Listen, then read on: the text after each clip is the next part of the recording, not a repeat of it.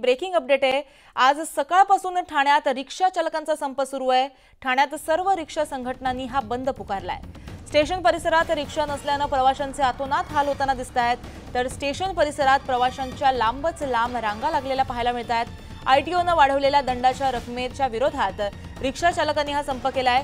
100-200 रुपयांचा दंड थेट आता 1000 ते 1500 करण्यात आलाय। वाढलेला दंड रद्द करावा, अन्यथा ठाण्यात रिक्षा संघटना बेमुदत संप करतील असा इशारा देखील रिक्षा संघटनांनी दिलाय। रिक्षा चालकांच्या संपामुळे बस सेवेवर देखील मोठ्या प्रमाणात ताण पडतोय। रिक्षा नसल्याने नागरिक बसने प्रवास करतायत आणि त्यामुळे बसमध्ये सुद्धा गर्दी पाहायला मिळतेय। तर याबाबत आपण अपडेट जाणून घेतोय आमचे प्रतिनिधी अजित मांढरे यांच्याकडून। अजित, रिक्षा चालकांचा आणि संघटनांचा संप आहे आणि त्यामुळे ठाणेकरांचे मोठ्या प्रमाणात हाल होताना दिसतायत, सध्याची काय अपडेट?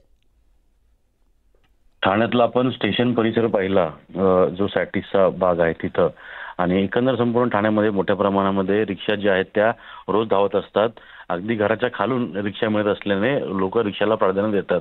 त्याचबरोबरीनं रिक्षाची जी सुविधा आहे ती देखील चांगल्या पद्धतीने असल्याने लोक जास्त करून रिक्षाने प्रवास करतात। पण जो दंड वाढवलेला आहे 100 ते 200 रुपये असा दंड जो होता आरटीओचा, तो दंड आता थेट 1000 ते 1500 रुपये म्हणजे 1000 पटीने तो वाढवलेला आहे। अशा परिस्थितीमध्ये हा दंड जो आहे तो अन्यायकारक आहे अशी मागणी करत रिक्षा चालकांनी हा संप पुकारलेला आहे। यामध्ये सर्वच रिक्षा संघटनांनी सहभाग घेतलेला आहे अशी माहिती रिक्षा संघटनांनी दिलेली आहे।